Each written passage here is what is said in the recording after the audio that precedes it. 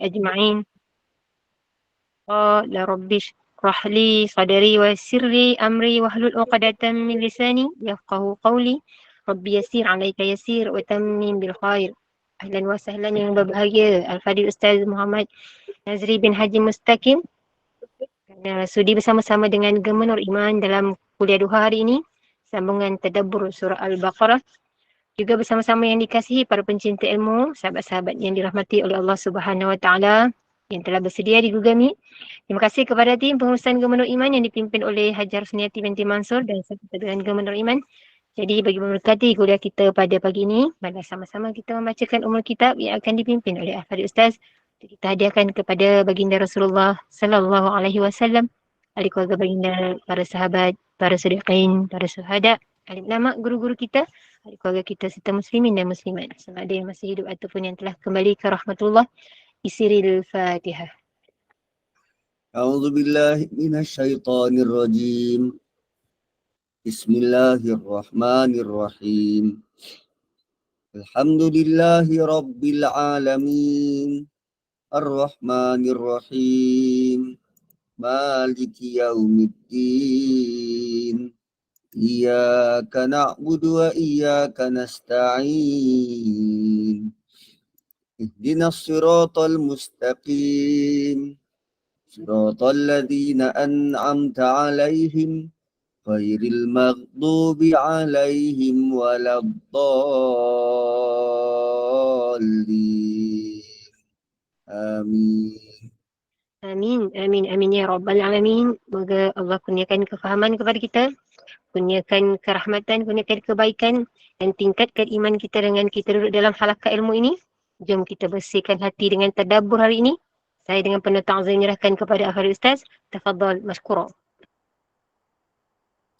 A'udzu billahi minasyaitonir rajim. Bismillahirrahmanirrahim. Alhamdulillahilladzi hadana li hadza wa ma kunna linahtadiya laula an hadanallah.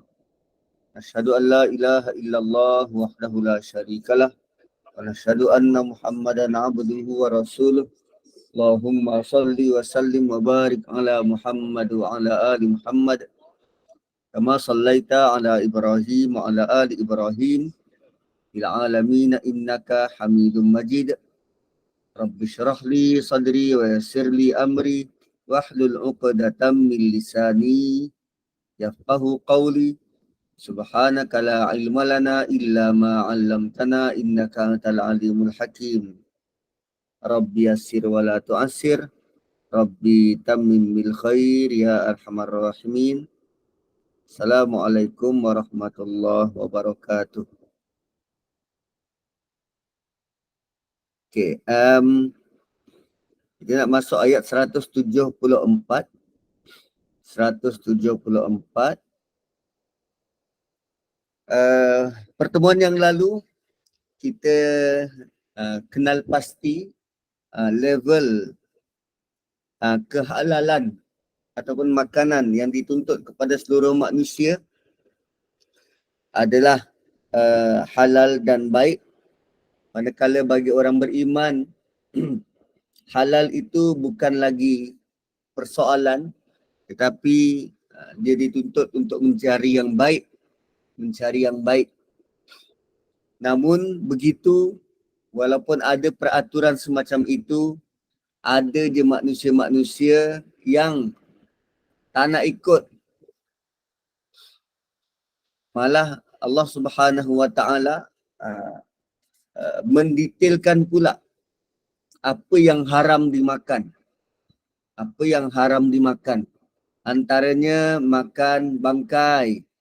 Ada siapa-siapa yang suka makan bangkai? Saya bangkai tu tak makan lah, saya makan rangka. Rangka ayam beli kat pasar malam.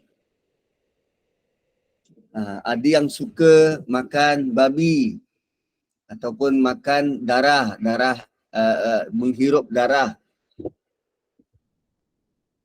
Ataupun kita tak makan bangkai tapi kita suka ratah bangkai saudara kita sendiri kan, bergosip, mengumpat.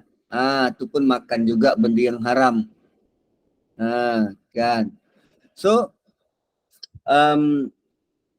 maka bagi mereka-mereka yang sudah tahu pengharaman ini, tetapi dia langgar juga.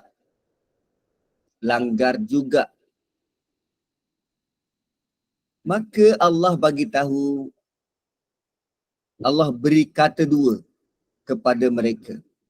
Innal ladzina yaktubuna ma anzalallahu minal kitab. Mereka yang sembunyikan apa-apa keterangan dari kitab yang diturunkan oleh Allah. Apa maksud sembunyikan? Dah tahu, dia tak nak bagi tahu, dah tahu, dia tetap buat. Itu maksud sembunyikan. Seolah-olah dia tak pernah tahu pun ada larangan-larangan itu, arahan-arahan itu. Malah kerana dia tahu tentang kitab, ialah macam Ustaz Nazri, konon-konon tahu pasal apa isi Quran, malah dia jadikan sebagai barang dagangan. Wa yashtaruna bihi thamanan qalila. Dan membeli dengan ayat-ayat itu keuntungan dunia yang sedikit. Yashtaruna bihi thamanan qalila, maksudnya ayat Quran itu diperdagangkan. Ayat Quran itu diperdagangkan. Ayat Quran diniagakan. Dia nak dapat sesuatu, dia guna Quran. Dia nak dapat untuk keuntungan parti dia, dia guna ayat Quran. Untuk keuntungan peribadi dia, dia guna ayat Quran. Wa yashtaruna bihi thamanan qalila. Ayat Quran dijadikan hiburan. Supaya boleh masuk TV, boleh keluar radio. Hanya sekadar hiburan, hanya sekadar nak dilagu-lagukan.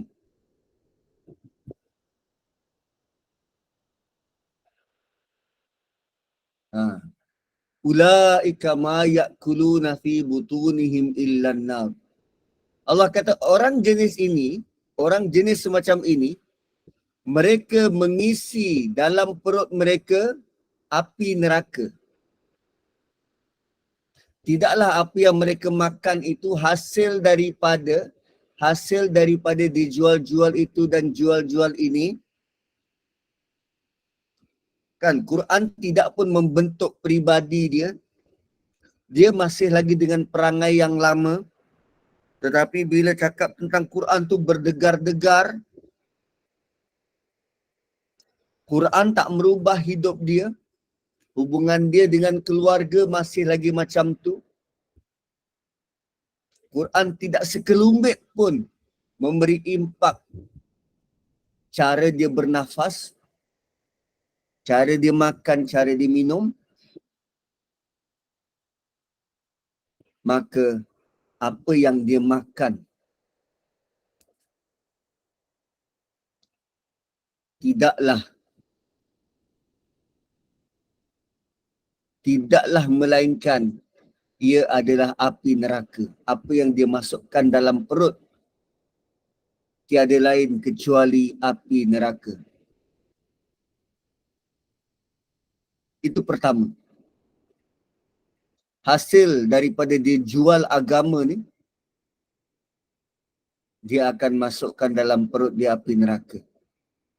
Itu yang pertama. Yang kedua, wala yukallimuhumullahu yaumal qiyamah. Allah tidak akan bercakap dengan mereka pada hari kiamat. Ini lebih berat. Setakat masukkan api dalam perut, itu masih ringan. Bayangkan yang berkuasa mencipta, mengampunkan, memberi syurga, tak nak bercakap dengan kita. wala yukallimuhumullahu yaumal qiyamah. Allah langsung tak nak bercakap dengan kita. Dalam ayat yang lain, Allah sebut wala yanzuru ilaihim. Allah tak pandang pun. Tak pandang pun. Tapi dalam ayat ini, Allah sebut tentang kalam. Bercakap, kalam. Kenapa tak nak bercakap? Sebab dulu dekat dunia Allah beri kalam dia pada kita, kita sembunyikan, kita buat tak tahu, kita abaikan. Itu jam di akhirat. Engkau pernah abaikan kalam aku, buat apa aku nak bercakap dengan engkau? Wala yukallimuhumullahu yaumal qiyamah. Allah tak nak bercakap dengan dia.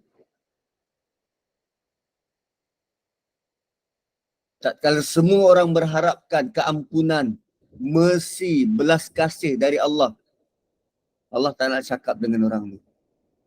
Apa teruk sangat ke dosa dia? Dia perdagangkan, dia tunggang ayat Quran.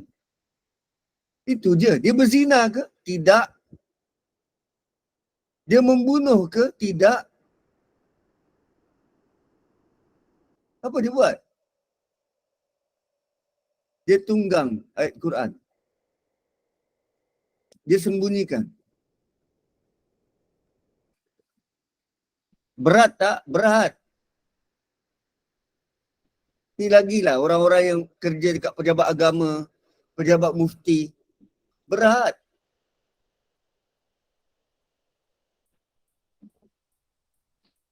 Wala yukallimuhumullahu yaumal qiyamah. Allah tak bercakap dengan dia. Wala yuzakkihim. Dan dia tidak akan dibersihkan dari dosa. Yang ketiga, wala yuzakkihim. Dia tak akan disucikan, dibersihkan. Hanya orang suci dan bersih, dia boleh masuk syurga. Bila dia tidak dibersihkan, tidak disucikan, apa chances untuk dia hidup bahagia? Apa chances, apa peluang untuk dia hidup bahagia? Tak ada. Tak ada. Sebagai balasan, engkau merasa bahagia kerana engkau jual Quran kan? Kau rasa hidup senang kan sebab engkau dapat jual Quran kan? Orang pandang kau hebat. Orang rasa engkau lah menjadi rujukan. Sedangkan kau sendiri tak terkesan dengan Quran yang kau baca. Wala yuzakkihim. Walahum azabun alim. Sebab prinsip Quran ini, sekurang-kurangnya dia membetulkan dua benda. Pertama, spiritual kita. Dan yang kedua, lahir tingkah laku. Tingkah laku lahiriah. Dia membetulkan cara spiritual kita, cara kita berfikir, cara kita melihat, dan kemudian terhasil daripada tingkah laku. Terhasil daripada tingkah laku. Kalau sekadar dia gunakan Quran untuk raih populariti, untuk dapatkan kontrak-kontrak dan projek-projek,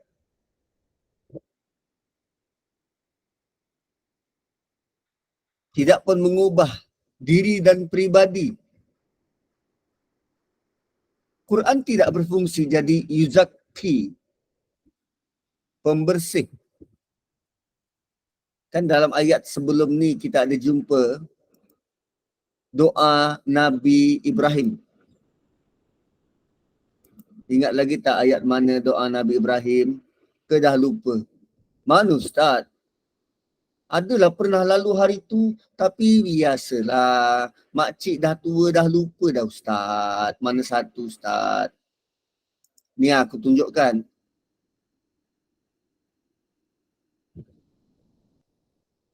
Rabbana wa ba'as fihim rasulam minhum yatslu alaihim ayatika wa yu'allimuhumul kitaba wal hikmata wa yuzakkihim.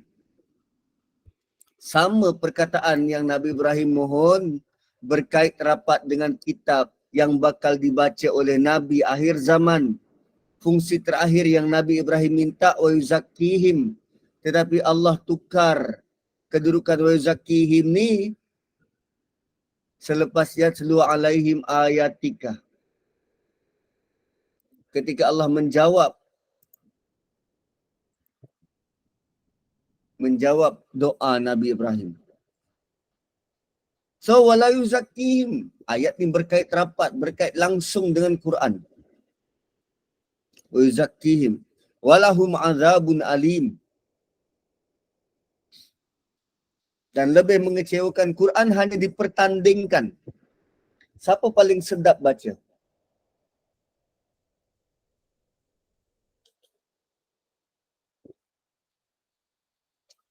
Malah bila orang yang sedap baca tu,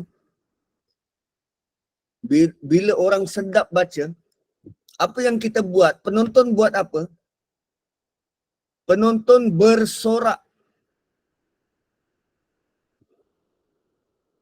Penonton bersorak. Tuan-puan cuba tengok YouTube.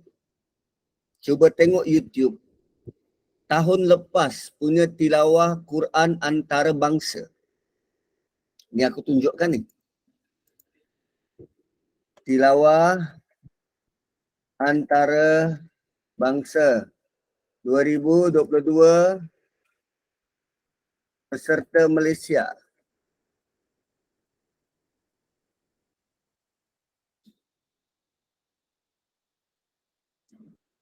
YouTube.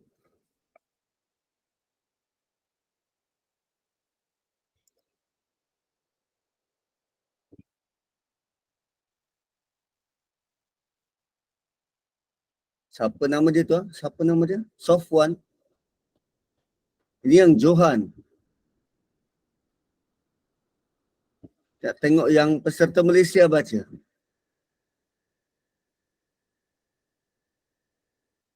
Aiman.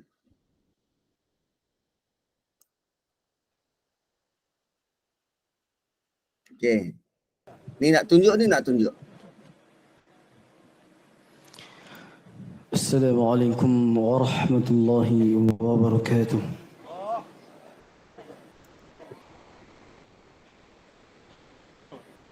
Bukan tak boleh, nanti nak diterangkan.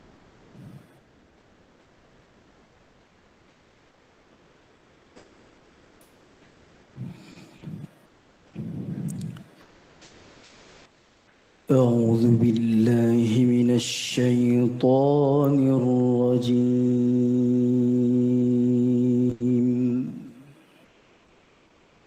Okay, ni saya pastekan link dia.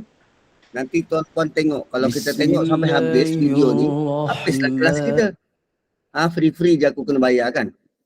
So, apa yang nak di-highlight ialah bukan salah orang yang mengaji tu.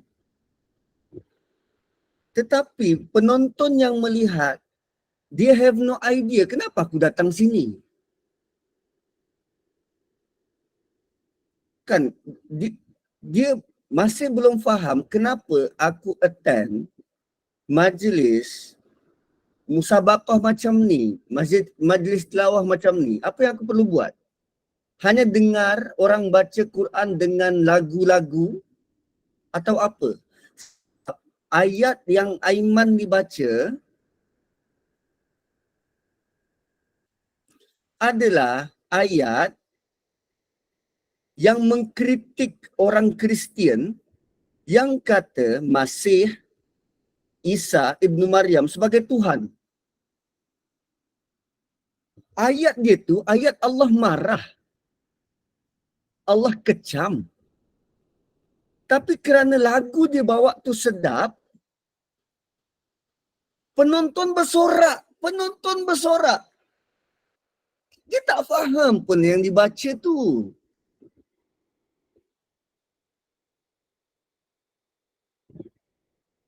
Dan one more, kenapa Aiman bawa lagu begitu?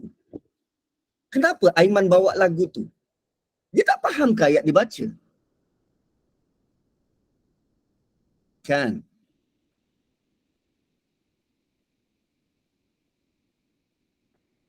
Kita berharap sangat agar perbuatan semacam itu tak termasuk dalam ayat ini. Kerana cara kita berinteraksi dengan Quran ini, dia adalah serious business. Dia bukan untuk main-main. Dia serius. Cuba bayangkan tuan-puan, wahyu pertama kita apa? Wahyu pertama. Siapa ingat wahyu pertama? Iqra. Iqra. Iqra maksudnya apa? Baca kah? Bacalah. Baca. Waktu Nabi dapat tu, kalau baca kan dia ada teks. Kena ada buku, ada teks. Lepas tu Jibril kata baca. Okay, nak baca yang mana? Peringkat berapa? Waktu tu berteks ke, ada buku ke? Tak ada. Tak ada. Tapi kenapa arahannya baca? Patutnya arahannya sebut, ikut apa yang aku jawab, baca. Arahannya macam tu. Tapi tak. Jibril sebut 3 kali, Iqra. Nabi jawab, ma'ana biqari, aku tak tahu membaca.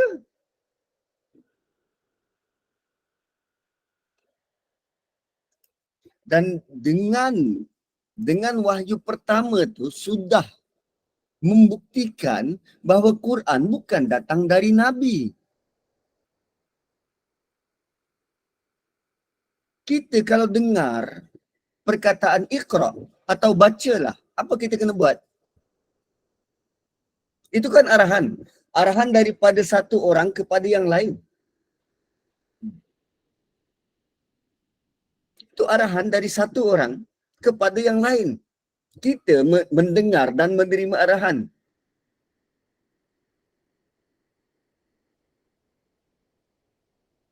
Dan kalau ikut logik, Nabi sepatutnya terima wahyu pertama dalam bentuk begini. Allah Tuhan yang satu, akulah nabimu, maka dengarlah apa yang aku nak sampaikan. Patutnya dengar, bukan baca. Tapi ternyata dengan wahyu pertama ni, dengan perkataan pertama, Iqra, baca, Allah angkat satu umat daripada padang pasir yang tak punya apa-apa, mengungguli peradaban dunia ratusan tahun dan kesannya sampai sekarang. Dari kalimah baca ni, itu berkat dan impak Quran ni. Kalau sekadar kita guna Quran untuk dapat kepentingan dunia, kecil sangat kita punya motivasi tu, kecil sangat apa yang kita nak. Sikit sangat setakat nak apa pertahankan jawatan. 2-3 tahun lagi pencen lah. Itu jam siapa nak tengok? Masuk neraka pula Allah tak nak tengok. Kan sia-sia.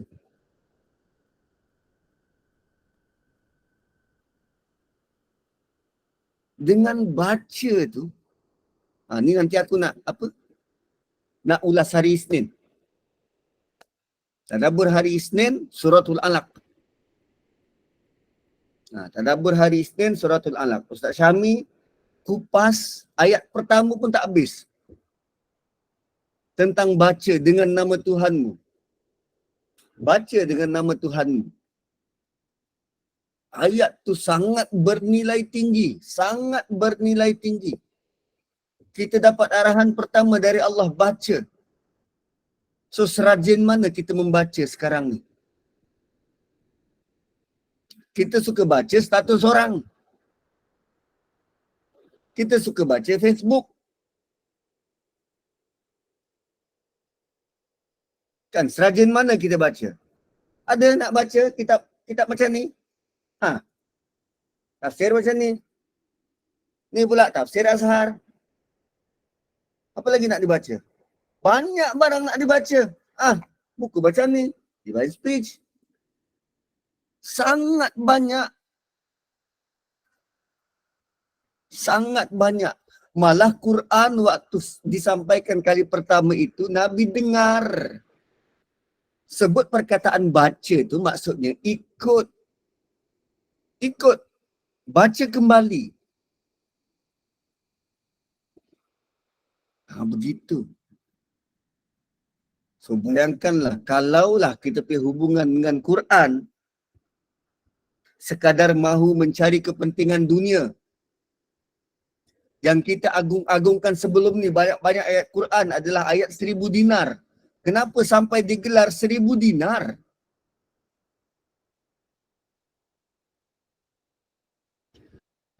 Okay, soalan, membaca atau melagukan ayat Quran kena sesuai dengan maksud ayat, ya Ustaz. Maksudnya kalau ayat perintah kena dilagukan dengan tegas. Bila kita baca Quran dengan berlagu, saya tak tahu berlagu, tapi orang yang mahir dengan berlagu, sepatutnya dia faham kehendak ayat tu, lalu disampaikan dengan lagu yang sesuai hingga boleh menggetarkan hati manusia-manusia mendengar. Sepatutnya macam tu. Perkataan kalla yang selalu kita lalui itu, kalla balla tukrimunal yatim, kalla tu, itu adalah perkataan emosinya Allah herdik. Jangan buat begitu, tu herdik. So kalla tu janganlah dilakukan dengan lembut, lemah, gemalai. Kalla tu perlu disebut dengan tegas. Kalla balla tukrimunal yatim. Saya tak tahu berlagu. Tapi kehendak ayat tu perlu tahu. Emosinya bagaimana? Perlu disebut dengan keras, sebutlah dengan keras. Ayat pujukan, sebutlah dengan lembut. Ayat tentang syurga, sebutlah dengan nada gembira. Ayat tentang neraka, sebutlah dengan nada merintih, merayu agar kita terlepas daripada hukuman macam tu. Kan? Dia macam kita baca berita. Cuba tengok intonasi orang baca berita tu. Bukan straight face. Berita hari ini. 3 orang mati dibunuh kerana merompak di pasar raya. Sebelum itu mereka telah membunuh seorang kanak-kanak lelaki dan seorang bayi perempuan dan juga seorang ibu yang sedang mengandung. Berita seterusnya. Apa tu? Kan orang yang mendengar pun tak feel apa benda kau ni.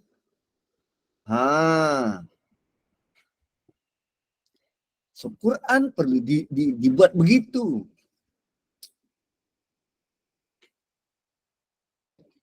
Tapi akhirnya keperluan dan kehendak hak Quran itu yang perlu kita penuhi. Lagu tu sampingan. Baca dengan betul tajwid tu sampingan. Sebab paling utama ialah makna dia. Kalau kita cakna dengan makna, akan datanglah keperluan tajwid. Kalau kita betul cakna dengan makna, akan datanglah keperluan lagu dan taranum. Sebab dengan kesedaran makna itulah kita berlagu dengan makna yang sesuai. Innal ladzina yaktumuna ma anzalallahu minal kitab minal kitabi wa yashtaruna bihi thamanan qalila ulaika ma ya'kuluna fi butunihim illan nar. Memahami makna akan mempengaruhi nada dan lagu yang kita nak sampaikan. Kalau tak faham makna, kita dahulukan lagu, kita dahulukan tajwid, dia hilang soul. Dia hilang soul. Kan kalau dulu kan kita gila-gilakan tengok Akademi Fantasia. Musim pertama, musim kedua, musim ketiga. Itu jam orang gila apa nama? Undi SMS. Afundi itu, afundi ini. Cuba tengok balik kritikan-kritikan juri Akademi Fantasia tu. Habis si satu peserta nyanyi, apa dia kritik? I tak feel you lah. Sedangkan dia dah nyanyi, berlagu, diiringi muzik. Orang kat depan tu boleh kata, I tak feel you. Saya tak rasa, tak sampai.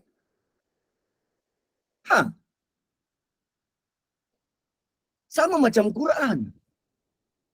Quran bila dibaca tak tepat, malah orang yang membaca tak faham. Mana sampai? Tak sampai.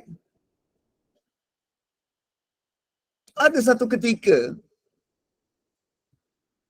ada seorang sahabat, dia minta permission dari Nabi. Dia kata, boleh tak aku nak azan ganti Bilal? Boleh tak aku nak azan ganti Bilal? So, Nabi kata, silalah azan. Dia azan, ganti Bilal.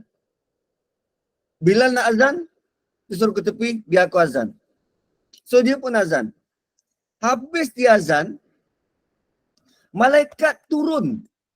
Tanya Nabi, dah masuk waktu, tak azan ke? Malaikat turun dari langit, tanya Nabi, dah masuk waktu, tak azan ke?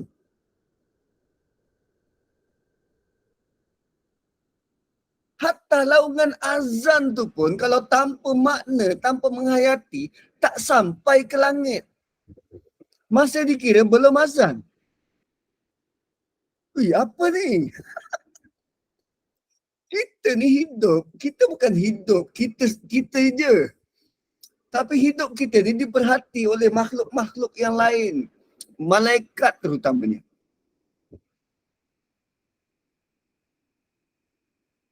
So kalau sekadar baca Quran dan yashtaru nabihi thamanan qalila ni, dia nak dunia dengan harga yang sedikit ni luas, sangat luas makna dia. Sangat luas, bukan sekadar dia memperdagangkan, tetapi dia sanggup mengetepikan ayat-ayat Quran demi kerana kepentingan diri. Kenapa dibuat begitu? Sebab tak faham. Dan lagi sekali Allah ulang kebencian, kemurkaannya dengan nada yang berbeza. Ulaikal ladzina ishtarawud dhalalata bil huda. Mereka itulah orang-orang yang sanggup membeli kesesatan. Ishtara, membeli. Mereka itulah yang sanggup membeli ad-dhalalata, kesesatan, sebagai ganti huda. Quran yang dia dapat, Quran yang dibaca tu huda. Tetapi dia sanggup sembunyikan huda tu, dia beli kesesatan. Dan dia bukan sahaja sanggup menukarkan kesesatan dengan petunjuk, malah dia sanggup mengambil azab berbanding keampunan.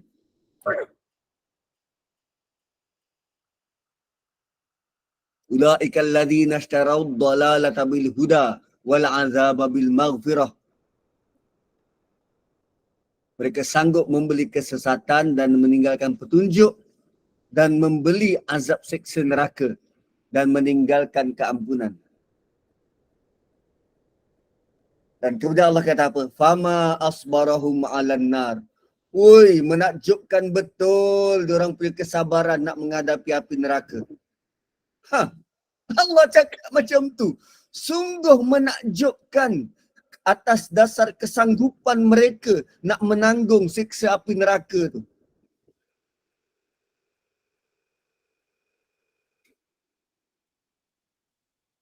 Fama asbarahum 'alan nar.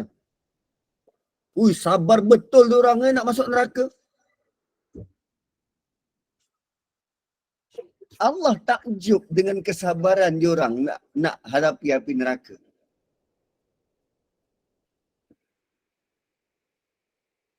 Kenapa Allah murka macam tu? Kerana Quran turun ada tujuan. Tujuan Allah turunkan Quran, zalika bi annallah. Allah, kenapa Allah marah begitu? Kerana zalika, kerana sebab Allah turunkan kitab ada purpose, ada tujuan. Kitab itu ada kebenaran.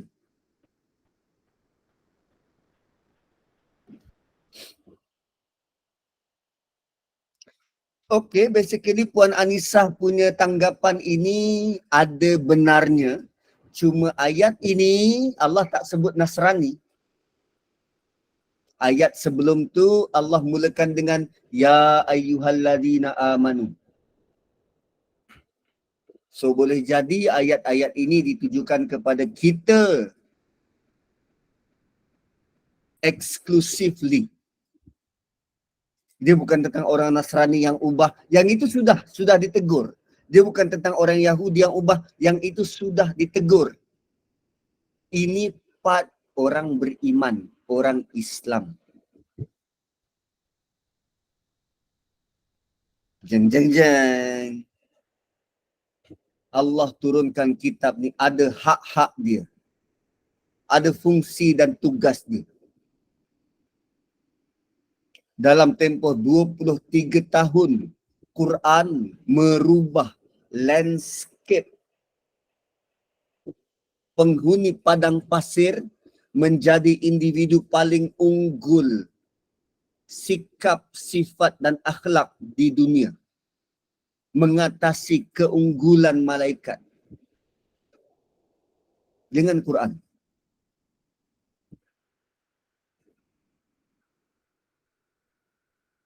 Kan Allah kata iqra bismi rabbika alladzi khalaq. Apa maksud alladzi khalaq? Dialah yang mencipta. Allah cipta apa? Semua Allah cipta. Kita ni ciptaan Allah. Kita ni ciptaan Allah. Dengan kata lain, Allah terpaling tahu tentang kita. Kita pun tak faham diri sendiri. Lebih-lebih lagi wanita. Wanita mana faham diri dia? Kan? Wanita mana faham diri dia? Dia tiba-tiba mudi, dia pun bila tanya kenapa? Entah, tak tahulah. Itu je jawapan ringkas. Kan kalau dia suka kemas rumah, suami dia suka kemas kereta. Dia salahkan hormon, salahkan itu, salahkan ini. Kadang bila mood dia swing, suami dia tak tanya dia marah, suami dia tanya dia marah. Isteri saya baik, wanita syurga. Mana ada mood suami isteri aku baik? Kan? I found this on the web to say what is the sugar is your flight.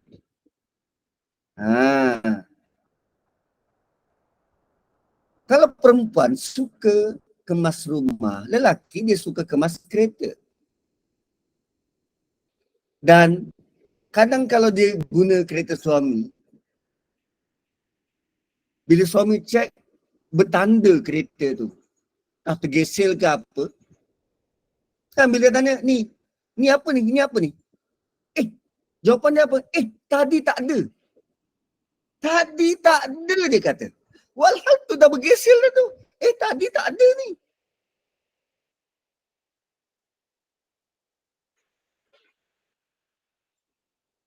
Tu puan-puan, yang paling tahu tentang diri kita, tentang hormon kita, tentang perasaan kita adalah Allah.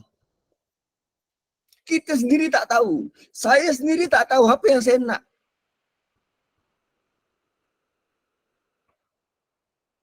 Tapi kita buat seolah-olah kita lah paling tahu tentang diri kita. Malah lebih dari itu, bila tanpa panduan Quran, kita berlagak macam kita lah paling tahu tentang manusia. Lalu kita keluarkan pendapat itu, pendapat ini. Dengan ilmu falsafah itu, ilmu falsafah ini. Psikologi itu, psikologi ini. Lalu kita rasa pendapat kita lah paling tepat. Dan orang-orang kita belajar ilmu psikologi semua dari barat. Belajar tentang manusia, semua dari barat. Malah menganggap apa yang orang barat cakap tu itulah paling betul. Sehingga bila kita cadangkan solusi dari Quran, ditolak mentah-mentah. Dengan alasan, orang barat tak guna kitab agama dia untuk sebagai supporting document terhadap tesis dan kajian. Kenapa nak sangat ikut orang barat? Siapa yang paling tahu tentang manusia? Allah. Dan Allah bagi satu solusi. Pertama dan utama, baca. Baca.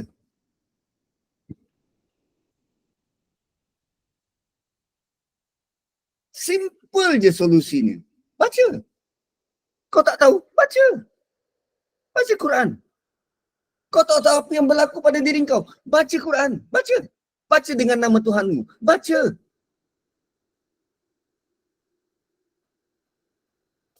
Dahsyat. Solusi yang cukup simple. Baca. Baca. Baca Quran.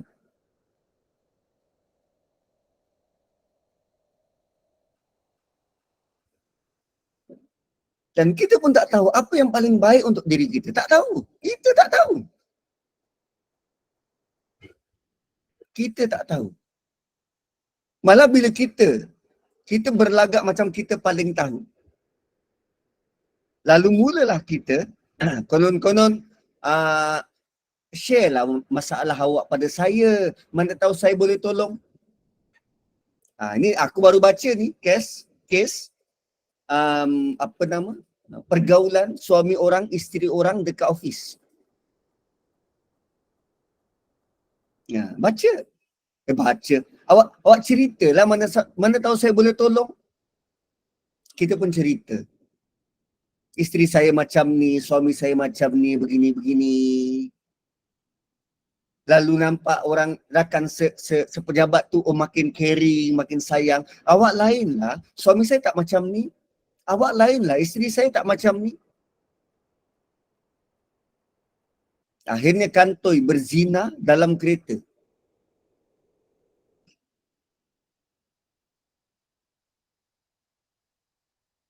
Allah suruh baca.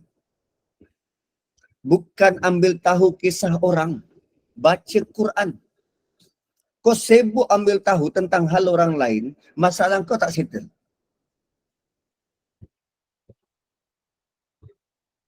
Kau sibuk ambil tahu, konon-konon kau lah orang yang boleh settlekan masalah rumah tangga orang lain. Sehingga akhirnya kau rosakkan hubungan. Habis Ustaz, kalau orang tu ada masalah rumah tangga, macam nak tolong dia? Kau tolong dia, ajak dia, ajar dia bagaimana nak kembali pada Tuhan. Allah yang paling tahu tentang diri dia. Allah sahaja yang boleh selesaikan masalah dia. Bukan kau. Ajar dia berfikir kembali pada Tuhan. Mengenal Tuhan.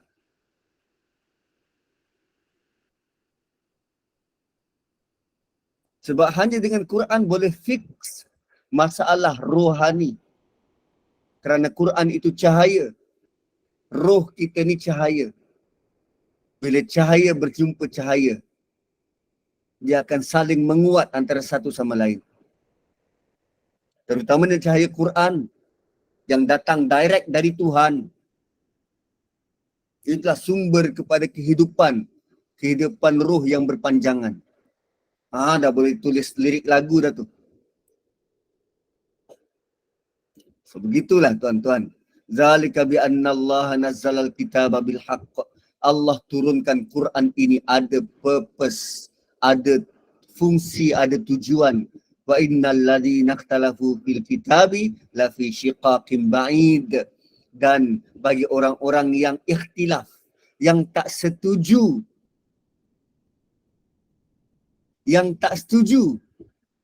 tentang apa yang ada dalam kitab, mereka akan berpecah belah.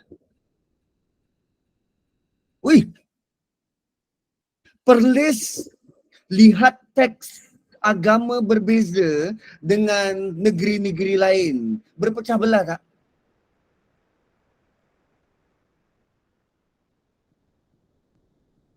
Wa innal ladzina ikhtalafu fil kitabi la fi shiqaqin ba'id.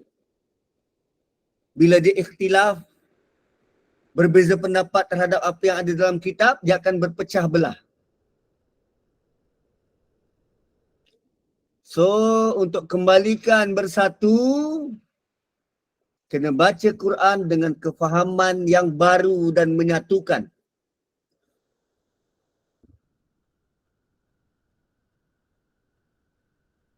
Siapa yang berselisih mengenai kebenaran kitab itu,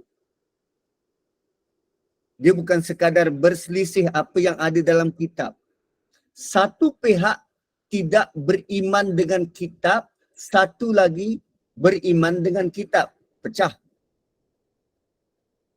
Satu pihak tidak benar beriman dengan kitab. Dia hanya ambil apa yang dia nak. Satu pihak lain benar-benar pegang dengan kitab, tetap berpecah. Syiqaqin ba'id. Dia punya pecah belah tu jauh. Sangat sukar nak disatukan kembali. Itu maksud syiqaqin ba'id. Di perpecahan tu sangat jauh, jauh perpecahan tu, sangat sukar untuk disatukan kembali. Kita kalau lihat atas kapasiti kita sebagai manusia, kita bungkam, pening, bingung kita. Macam mana aku nak satukan balik dua pihak yang berpecah ni? Seperti dulu UMNO dengan PAS. Sehingga sembelihan orang UMNO, orang PAS kata haram, tak sah. Sembahyang dalam masjid yang sama dua imam. Kalau imam PAS yang jadi imam, orang UMNO tak nak ikut. Kalau orang UMNO jadi imam, orang PAS tak nak ikut. Ini realiti berlaku. Syiqaqin ba'id. Tapi kita belajar tak? Orang-orang tu belajar tak benda ni? Sedar tak benda ni? Pernah tak lalui ayat ni? Faham tak maksud dan kehendak ayat ni? Kan?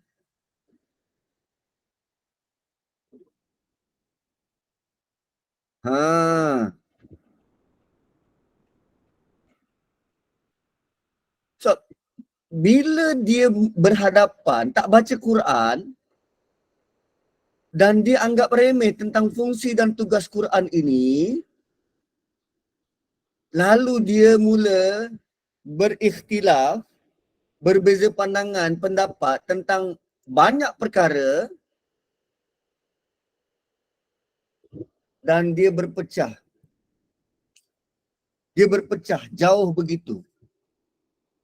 So itu indicates walaupun dia ahli agama yang konon-konon hebat dengan Quran, apa yang dia baca tak meresap di hati. Allah buktikan dengan ayat begini. Dia berpecah, apa yang dia baca tak meresap di hati. Quran gagal, dia masih belum dapat feel untuk ubah diri dia berakhlak dengan akhlak Quran. Sebab kalau benar berakhlak dengan akhlak Quran, dia tak nak gaduh-gaduh dengan orang. Dia sedar dia ni hamba. Dia takkan gabik kata, aku punya PhD, 4 flat lah.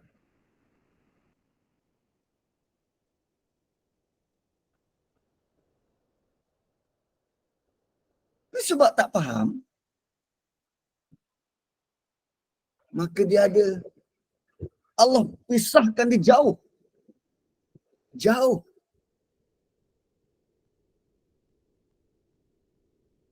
Dan bila terpisah jauh, Apa kebaikan yang boleh kita dapat dari umat ni? Tak ada. Tak ada sebarang kebaikan.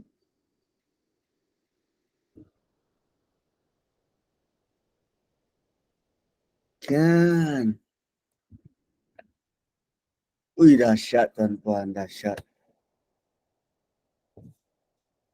Dan bila tak ada kebaikan, Allah jelaskan pula, laisal birra, bukanlah kebaikan itu kita sekadar memandang ke arah timur dan barat.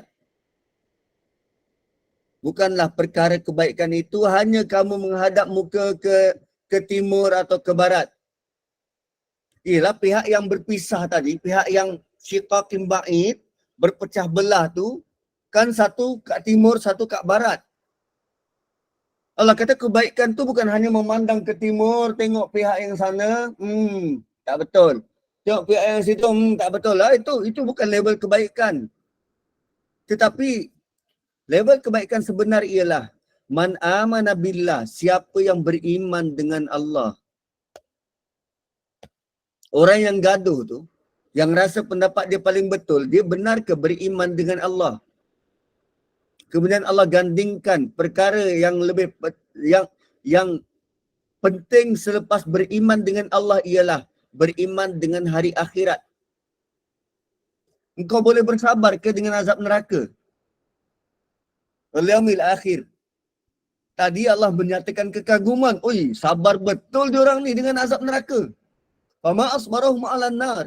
Alangkah menakjubkan mereka punya sabar nak menghadapi api neraka.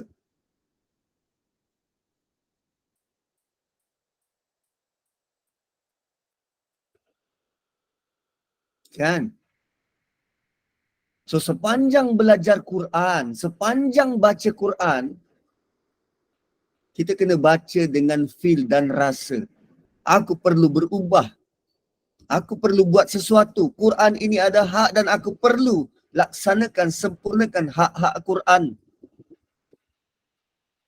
Dan kebaikan itu bukan hanya memandang timur dan barat, tetapi kebaikan yang sebenar ialah beriman kepada Allah. Benar-benar percaya pada Allah. Kenal Allah. Kenal Allah bagaimana cara Quran memperkenalkan Allah. Sebab kalau kita kenal Allah, cuba kita kenal Allah melalui buku Tauhid. Sekarang ni, realiti, kita baca buku Tauhid, faham tak?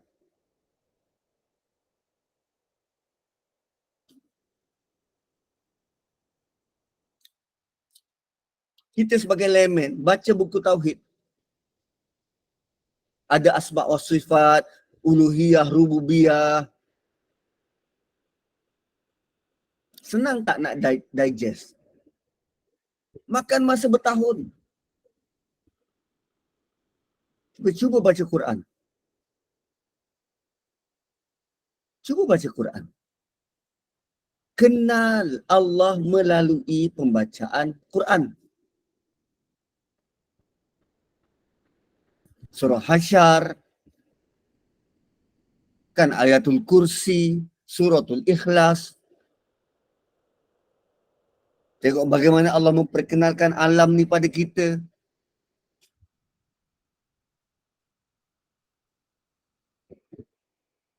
Quran, dia straightforward. Dia tak ada pengkelasan dan pembahagian. Sebab Quran adalah bahasa bercakap. Bahasa bercakap ni bukan bahasa buku. Bahasa bercakap ni Allah sedang menerangkan pada kita.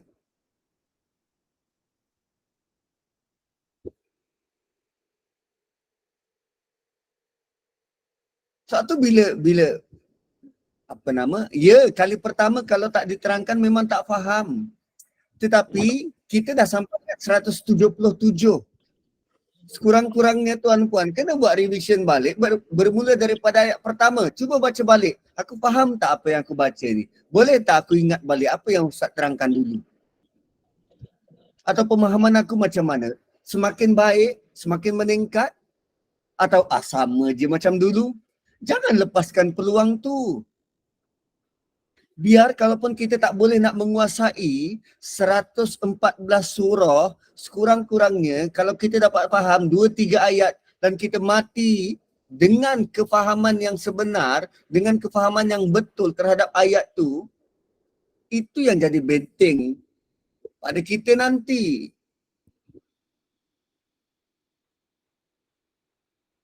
So kebaikannya ialah beriman pada Allah, percaya pada Allah.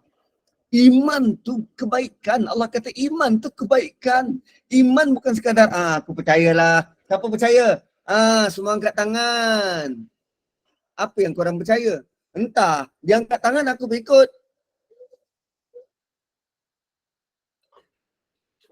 Kan? Percaya bukan begitu. Amanah billah. Rasa aman dengan Allah. Percaya. Memahami, meyakini. Kenal sangat-sangat. Wal yaumil akhir, dan hari akhirat. Kenal dengan hari akhirat. Apa yang berlaku? Bagaimana nak prepare? Apa yang perlu disediakan? Wal malaikah, dan malaikat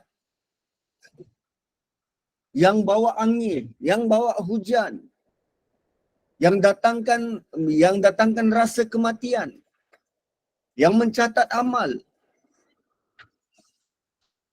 Barulah kita rasa, oh iyalah, aku kena buat sesuatu ni. Aku kena buat sesuatu. Aku kena lebih berjaga-jaga. Wal kitab dan Quran. Beriman benar-benar dengan kitab. Wan nabiyyin, dan para nabi dan rasul. Sebab dalam kitab tu akan ada cerita nabi dan rasul. Ini bentuk-bentuk keimanan mengikut standard Allah Subhanahu Wa Taala. Bentuk-bentuk kebaikan mengikut standard Allah Subhanahu Wa Taala. Kebaikan yang paling utama ialah iman kita. Itu kebaikan paling utama. Sebab bila kita benar beriman, segala bentuk perwatakan, tingkah laku, tindakan kita akan lebih terjaga dan terpelihara. Dan dia akan membuahkan generate hasilnya yang bagaimana? Atal mala ala hubbih. Dia tidak segan silu untuk belanja orang lain harta yang dia sayang. Tengok tangan kanan, tengok tangan kiri. Ada gelang emas, sayang tak dengan gelang emas tu? Sanggup tak ambil gelang emas tu, gadai, pergi bagi orang miskin makan? Ui Ustaz, tinggi sangat permintaan tu. Ini ayat ni sebut. Wa atal mala ala hubbi. Dia derma pada orang lain harta yang dia sangat sayang. Kalau tak sanggup macam tu, okey, hari-hari kita makan apa? Nasi ayam. Belanja orang nasi ayam sikit. Apa yang kita perlu dalam hidup? Kan? Beri orang lain, treat orang lain, ikut apa yang kita suka.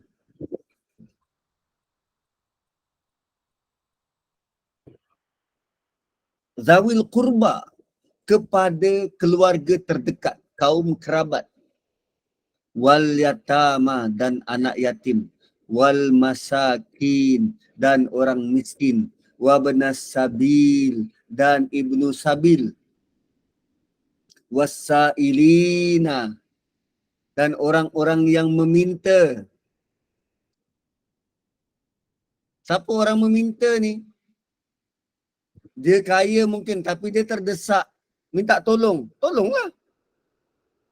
Wasailin, wafir riqab, dan orang-orang yang terbelenggu. Hutang AKPK, hutang itu, hutang ini, terbelenggu.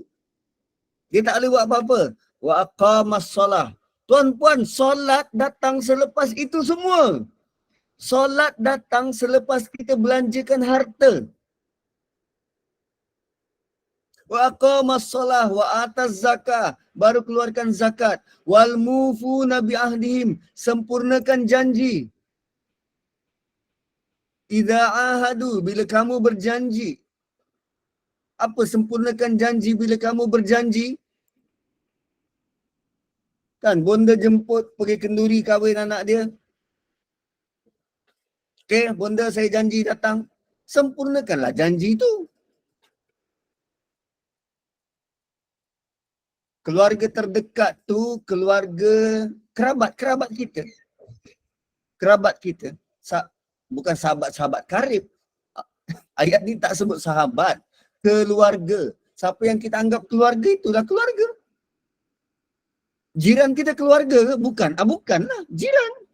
Itu jiran. Ni keluarga. Bukan semua keluarga kita orang senang. Kita pun bukan orang senang. Tapi kalau dalam keluarga saling bantu-membantu, kan lebih harmoni. Lagi-lagi yang ada hubungan satu tali pusat. Hubungan rahim. Silaturahim. Was-sabirina fil ba'. Sewaktu dia dalam kesempitan. Wad-dharra, dan sewaktu dia dalam kesakitan. Wahinal ba's, dan sewaktu dalam keadaan kegoncangan. Dia anak beranak. Wahinal ba's, dan sewaktu dalam kegoncangan. Tengok ada 3 peringkat kesusahan. Baksa ni sempit. Dharra, sakit. Hinal ba's.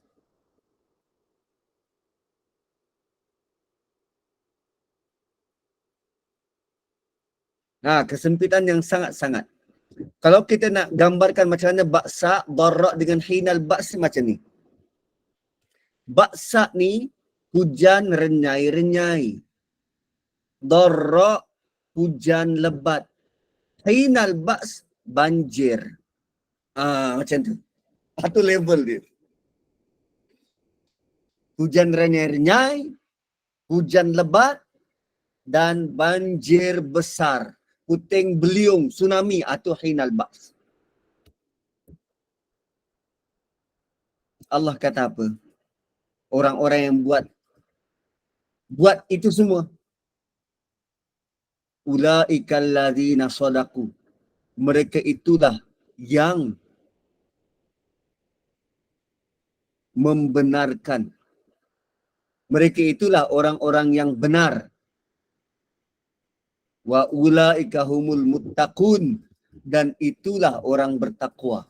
Nak jadi orang bertakwa, buat di atas ni.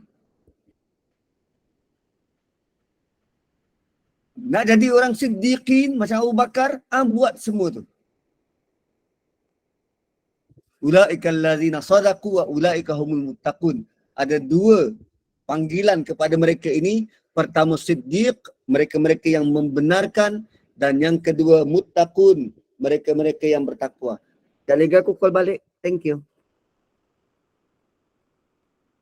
Ulaikal ladzina shadaqu wa ulaika humul muttaqun. So, besok kita sambung, wahai orang beriman. Dan sambungan ini akan membawa kita kepada apa peraturan-peraturan yang kita kena lalui, peraturan-peraturan yang Allah tetapkan pada kita. Kita boleh submit pula. Kita boleh tunduk depan peraturan itu, ikut sami'na wa ata'na, atau kita ada second opinion. Atau kita tak nak buat. Sebab Allah mulakan nak masuk peraturan-peraturan ni, Allah mulakan dengan ini. Kau beriman, harta yang kau belanjakan, harta yang ada kau belanjakan, dirikan solat, tunaikan zakat, teguh pada janji. Kan, wal mufuna bi ahdim idza ahadu. Dah kita janji dengan isteri sehidup semati. Peganglah dengan janji tu. Jangan sekadar janji. Dulu waktu bercinta, lautan api, air renangi. Dah lepas bercinta, mesin basuh pun susah nak pegang. Kan? Peganglah pada janji tu, benar-benar pegang. Dah lah, besok kita sambung lagi. So, kembali kepada moderator. Alhamdulillah. Ustaz, nak pergi kenduri lah. Hari ni nak bawa anak pergi dentist. Yang sulung dia pergi apa? IKK. Benda entah yang pertandingan-pertandingan tu, nak nasid-nasid apa kan? Okay, baik-baik. So, kita tak payah open soalan lah. Kita terus tutup lah. InsyaAllah. Kita sambung esok ayat 178 insyaAllah. Jadi Alhamdulillah. Barakallahu fiq. Jazakumullah khairan jazak. Di atas tadabbur hari ini. 178. Mudah-mudahan berberkas di hati kita. Mudah-mudahan kita dapat manfaat daripada tadabbur hari ini. InsyaAllah mudah-mudahan bertambah kefahaman kita dalam urusan agama kita, dalam urusan ibadah kita. Mudah-mudahan barakah, mudah-mudahan Allah kurniakan limpah rahmat kepada kita semua.